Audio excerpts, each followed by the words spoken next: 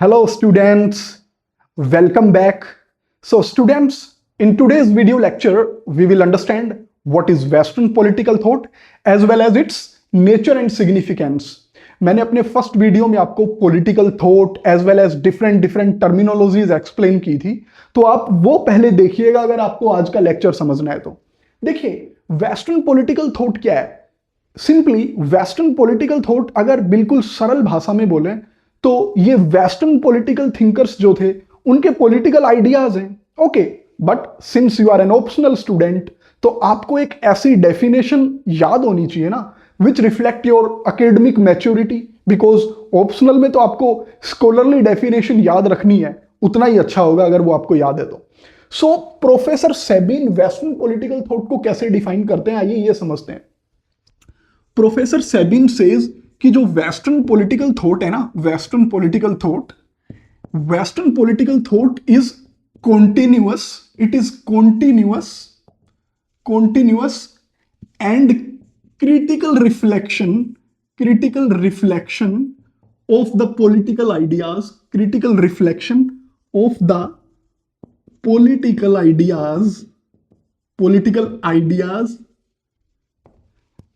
experiences and institutions of Western civilization.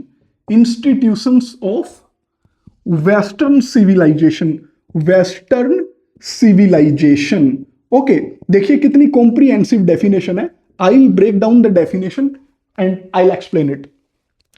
Sabin बोलते हैं western political thought में ना आप वेस्टर्न थिंकर्स के पॉलिटिकल आइडियाज के बारे में पढ़ते हैं, उनके पॉलिटिकल एक्सपीरियंसेस के बारे में पढ़ते हैं, और पॉलिटिकल इंस्टीट्यूशंस कैसे थे वेस्ट में इसके बारे में पढ़ते हैं। फॉर एग्जाम्पल, लेट्स से आप प्लेटो पढ़ रहे हैं या एरिस्टोटल पढ़ेंगे हम जब, तो उसमें क्या है भाई, उनके पॉलिटिकल आइडियाज ही पढ़ेंगे ना। उन्होंने जो पॉलिटिकल एक्सपीरियंस अपने टाइम पे विटनेस किया था, उनकी जो इमीडिएट प्रॉब्लम्स थी पॉलिटिक्स की, उनकी पॉलिटिक्स में क्या अच्छी बातें थी, यही तो पढ़ते हैं। और किस तरीके की इंस्टीट्यूशंस उनको पसंद थे, ये सब बातें हम वेस्टर्न पॉलिटिकल थॉट में पढ़ते हैं। वेस्टर्न सिविलाइजेशन की यही बातें, बट इंपॉर्टेंट ये है किस एंगल से पढ़ा जाता है, दैट इज क्रिटिकल एंगल से। इन सब चीजों को हम क्रिटिकल एंगल से पढ़ते हैं, क्रिटिकली रिफ्लेक्ट करते हैं। जब हम बोलते हैं दैट इन्हें हम क्रिटिकली रिफ्लेक्ट करते हैं, दैट मीन्स हम इनकी हर डायमेंशन को खोल के पढ़ रहे हैं। इनकी अच्छी बातें क्या थी, what were their weaknesses, and as well as जो थिंकर्स ने रेमेडीज बताई कि जो वीकनेसेस थी उस टाइम के पॉलिटिकल इंस्टीट्यूशंस की, पॉलिटिकल आइडियाज की, वो रेमेडीज को भी हम पढ़ते हैं कि क्या करना चाहिए to improve political life. This is western political thought. अब इस डेफिनेशन में ये टर्म है कंटिन्यूअस, तो western political thought continuous phenomena है। फॉर एग्जांपल, अगर हम ग्रीक फिलोसॉफी में जाएं पहले, तो क्या है, हम प्लेटो के विचार पढ़ते हैं, एरिस्टोटल के पढ़ते हैं, और प्रेजेंट टाइम्स में भी we have many modern western political philosophers आज भी हैं। जॉन रोल्स कुछ दिनों पहले ही थे जिनकी थ्योरी ऑफ जस्टिस हम पढ़ते हैं। ओके, माइकल सैंडल भी हैं, लिबरल्स भी हैं। सो ये कंटिन्यूअस फिनोमिना है। तो ये डेफिनेशन आप लिख लीजिए नोट्स में अपने में। नाउ इस डेफिनेशन के आगे भी प्रोफेसर सेबिन ऐड करते हैं कि जो ये वेस्टर्न पॉलिटिकल थॉट है ना, ये शुरू कब हुआ था, वो आगे लिखते हैं बिगिनिंग विद द ग्रीक्स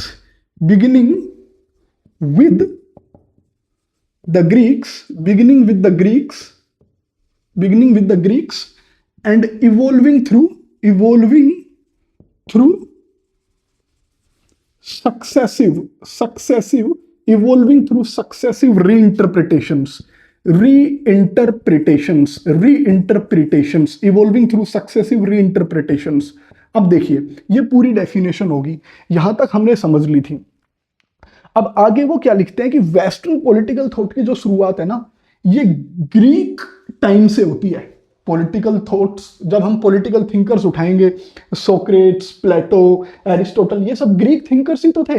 जब हम 327 बीसी में जाके उस टाइमलाइन में जाके इनकी स्टडी करेंगे तो इसकी शुरुआत ग्रीक टाइम पे हुई थी, और ये इस तरीके से इवॉल्व हुआ है कि ये ना रीइंटरप्रेट होता हुआ है। एक थिंकर आएगा, दूसरा थिंकर उसकी इंटरप्रिटेशन करेगा, उसके कुछ आइडियाज को रिजेक्ट कर देगा, and in this process he gives his own ideas.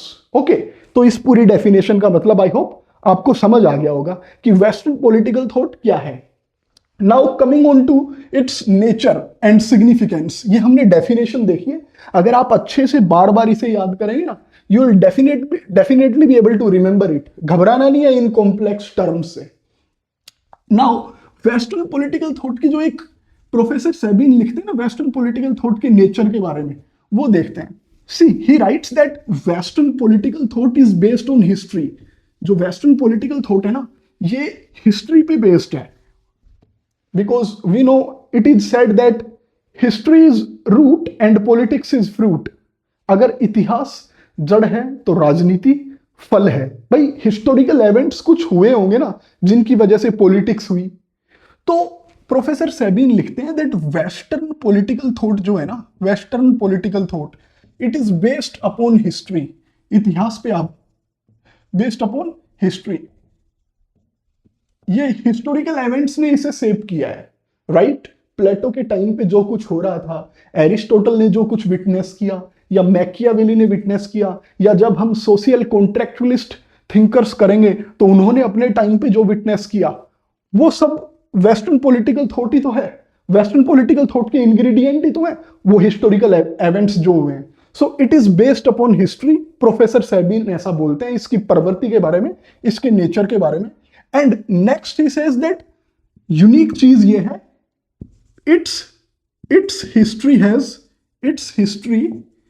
History has no concluding chapter. देखिए ये हिस्ट्री से शुरू तो हुआ था लेकिन इसका इतिहास कभी खत्म नहीं हुआ। इसका मतलब कैसे है, इसका मतलब क्या है? फॉर एग्जाम्पल प्लेटो ने शुरू किया, उसके बाद एरिस्टोटल आया, फिर काफी फिलोसोफर्स आए, है ना। मिडिवियल एजेस में आपके मैकियावेली आए, थॉमस होब्स, लोक, रूसो सब आए, कार्ल मार्क्स आया, है ना, एंड ग्रैम्सी आया, फिर 20th सेंचुरी में जॉन रोल्स आए, हैना आरेंट आई। यानी ये हिस्ट्री से शुरू तो हुआ लेकिन जैसा डेफिनेशन में कंटिन्यूटी आया था ना, इन्होंने बताया था कि WPT कंटिन्यूअस है, तो अभी तक ये कंक्लूड नहीं हुआ है, ये कंटिन्यूअसली चले जा रहा है western political thought. Okay, I hope ये आपको समझ आ गया होगा कि ये बेस्ड अपॉन हिस्ट्री है, इसकी हिस्ट्री अभी तक कंक्लूड नहीं हुई है। That's why professor Sabine says कि western political thought has grown, ये पास्ट में ग्रो करता रहा, इज ग्रोइंग, अभी भी ग्रो कर रहा है, is growing, and will always keep growing, और आगे भविष्य में भी ये ग्रो करता रहेगा। देख सकते हैं आप, ऑलवेज ग्रोइंग। सी अगर आपसे डायरेक्टली 15 मार्कर क्वेश्चन आ जाए कि वेस्टर्न पॉलिटिकल थॉट का नेचर और सिग्निफिकेंस क्या है, या वेस्टर्न पॉलिटिकल थॉट ने किस तरीके से पॉलिटिकल साइंस को as an academic discipline develop करने में क्या कंट्रीब्यूशन दिया, तो जब आप मैंने जो डेफिनेशन बताई, प्रोफेसर सेबिन के जो ये विचार है कि हिस्ट्री पे बेस्ड है बट इसका कोई कंक्लूजन नहीं है, it has grown, is growing and will always keep growing, तो ऐसे आपके जो व्यूज है ना, ये आपके आंसर्स को एनरिच करते हैं। ओके, नाउ मूविंग नेक्स्ट, इसकी जो एक यूनिकनेस है ना वेस्टर्न पॉलिटिकल थॉट की, वो एक यूनिक बात है, वो देखते हैं अब हम क्या है वेस्टर्न पॉलिटिकल थॉट के नेचर में जो हमें देखने को मिलती है। वो है कि जब भी कोई थिंकर आता है ना, एक थिंकर आएगा, उस थिंकर को उससे नेक्स्ट आने वाला थिंकर इंटरप्रेट करेगा, फिर उसकी बातों को कंडेम कर देगा, और इस पूरी प्रोसेस में वो अपने खुद के नए आइडियाज दे देगा। ऐसा हमें वेस्टर्न पॉलिटिकल ट्रेडिशन में देखने को मिलता है, ठीक है ना। सो प्रोफेसर सेबिन सेज कि यूनिक बात जो है ना वेस्टर्न पॉलिटिकल थॉट की, वो है that each subsequent philosopher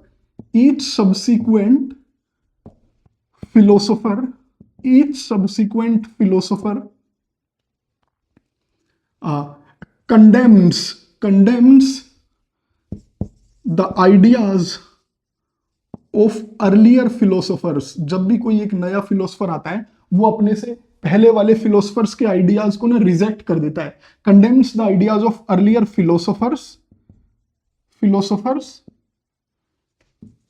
and in this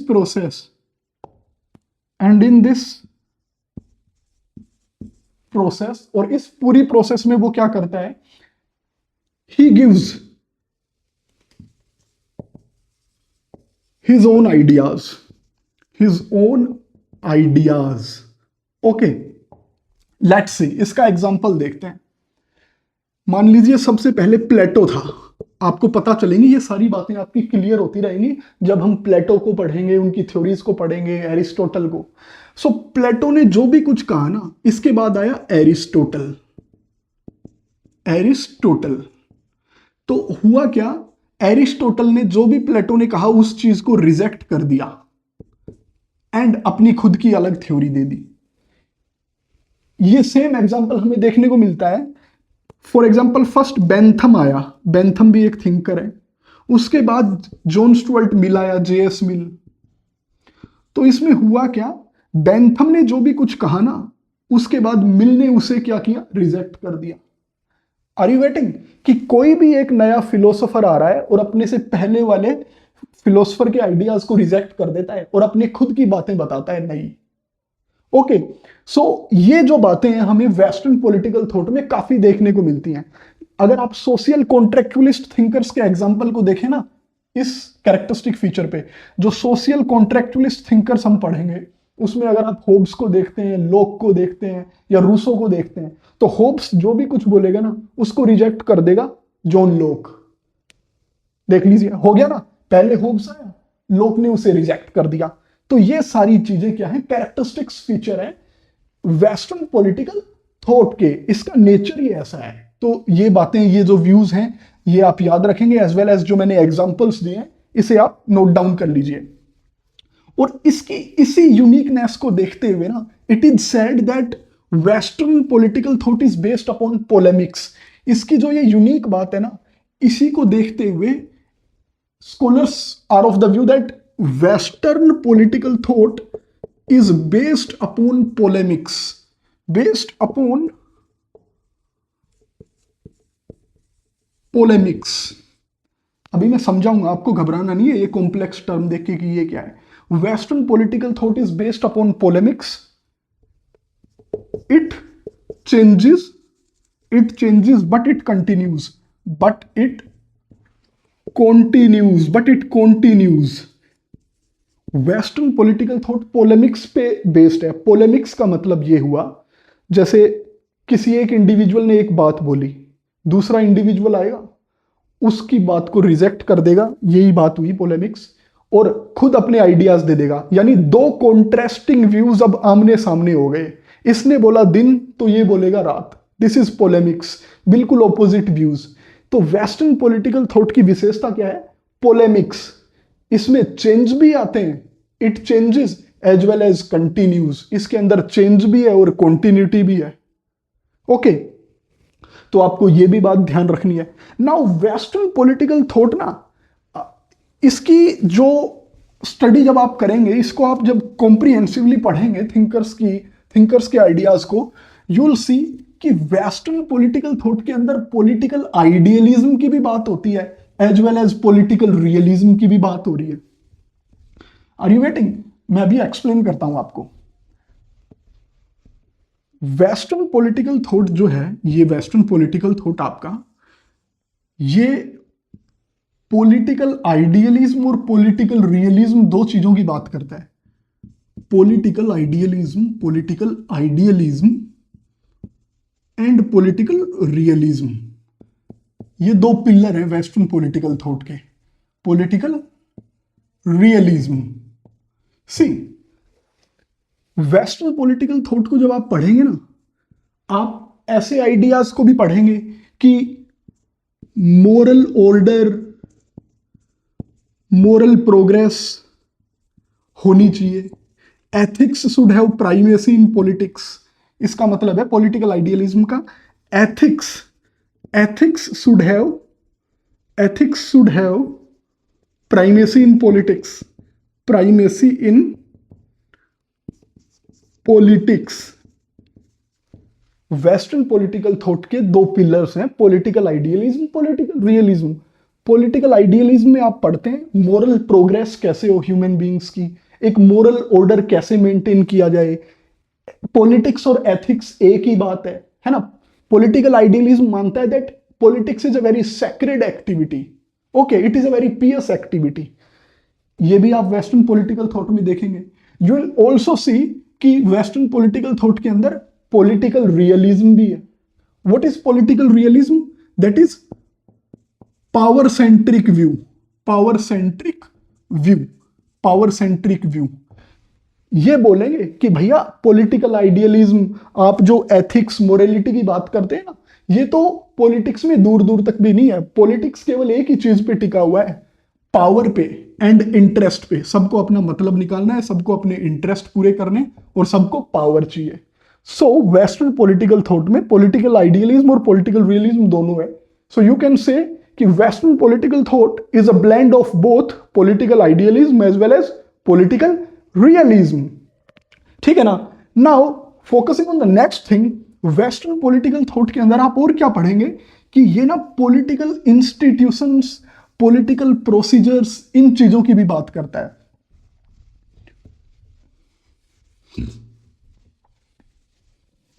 let's see how.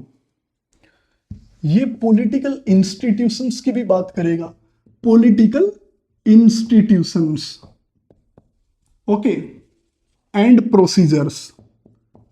Procedures political institutions की बात करेगा तो यहां पे हम पढ़ेंगे दैट स्टेट को, स्टेट की पावर, स्टेट के अंदर जो पावर है वो कैसे ऑपरेट करती है, स्टेट का कोर ऑब्जेक्टिव क्या होना चाहिए, एक आइडियल स्टेट क्या है, तो पॉलिटिकल इंस्टीट्यूशंस की भी बात करेगा।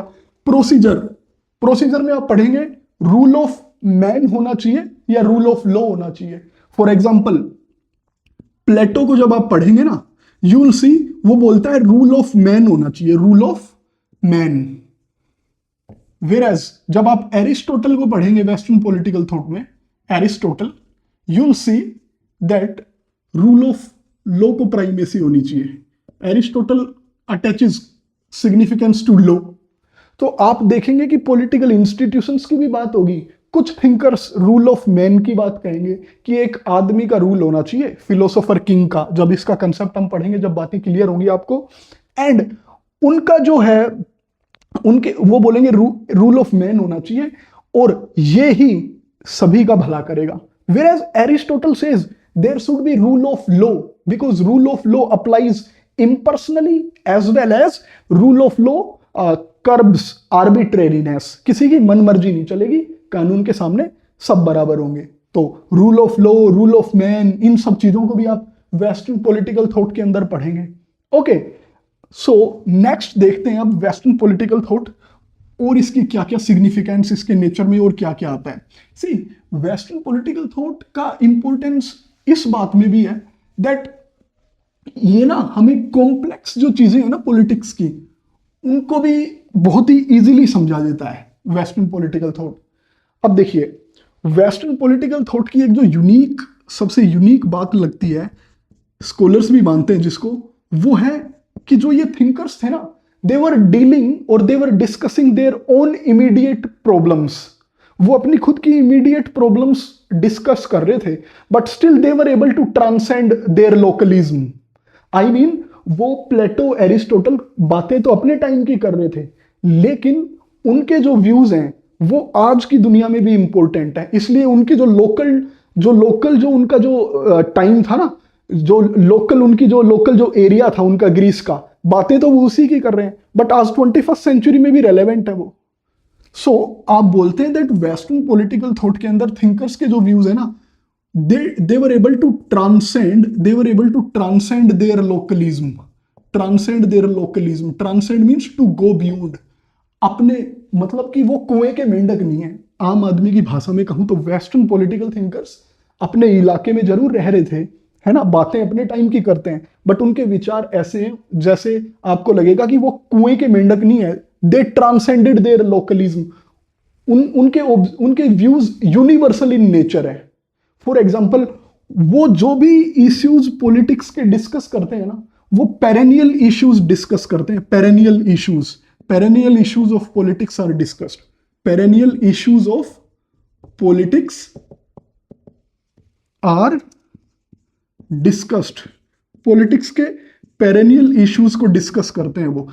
पेरेनियल इश्यूज से मतलब है कि उन मुद्दों को डिस्कस करते हैं वेस्टर्न पॉलिटिकल थिंकर्स या वेस्टर्न पॉलिटिकल थॉट में। आप देखेंगे जो मुद्दे हर टाइम पे, है ना, हर टाइम पे इंपॉर्टेंट है, वो कोई भी जगह हो। करप्शन पे बात होगी, करप्शन उस टाइम पे भी था, ग्रीक्स टाइम पे भी प्लेटो बात करेगा, आज भी इंडिया में भी रियलिटी है, एज वेल एज वर्ल्ड के हर कंट्री में रियलिटी है।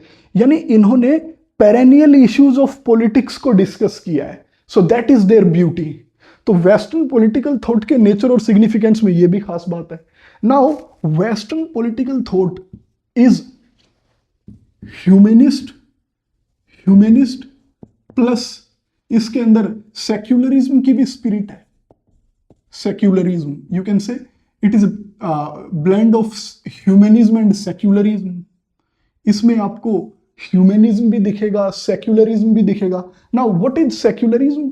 जहां पे मॉडर्न नेशन स्टेट की बात होगी वेस्टर्न थिंकर्स द्वारा, जहां पे रिलीजन को इतनी प्राइमेसी नहीं दी जाएगी, नेशन स्टेट को प्राइमेसी दी जाएगी, दैट इज सेक्युलरिज्म। फेथ और जो डिविनिटी के इश्यूज है ना, उनके ऊपर इतना फोकस नहीं किया जाएगा वेस्टर्न पॉलिटिकल थॉट में, बट किस पे फोकस किया जाएगा? अथॉरिटी के ऊपर, पावर स्ट्रक्चर के ऊपर। ओके, एज वेल एज इसमें आपको ह्यूमनिज्म आइडियोलॉजी जो है ना, उसके इंग्रेडिएंट भी देखने को मिलते हैं। What are those ingredients? जैसे ह्यूमनिज्म की आइडियोलॉजी बोलेगी that man is centre of everything.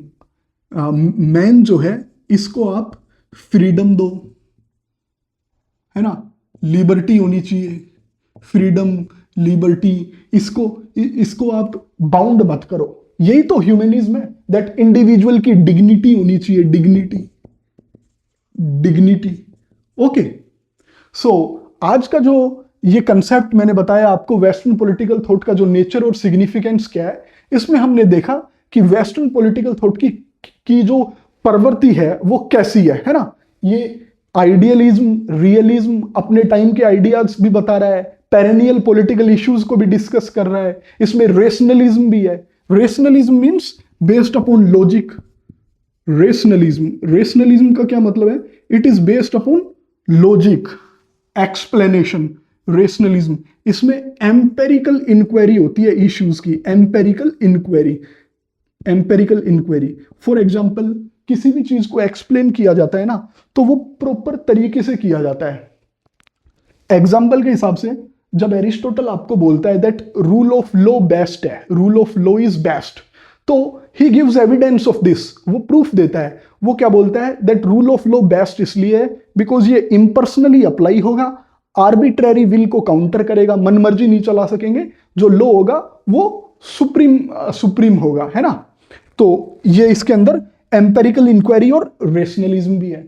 So students, आज का जो ये वीडियो था, इसको आप इसमें से नोट्स जरूर बनाएं, बिकॉज इग्नू नोट्स की आपकी जो फर्स्ट यूनिट है वो मैंने यहाँ एक्सप्लेन की है आपको। सो अपनी नेक्स्ट वीडियो में अब हम शुरुआत करेंगे प्लेटो से। तो आप बार बार मेरे वीडियो को रिवाइज करिए, कॉम्प्लेक्स जो भी टर्मिनोलॉजीज आई हैं उनसे आप मतलब don't be afraid of those. आप बार बार जब रिवाइज करेंगे ना, कंसेप्चुअल क्लैरिटी ऑटोमेटिकली हो जाएगी आपकी। Okay, so in next video we will read Plato. इतने आप ये रिवाइज करिए। Thank you and that's it for today.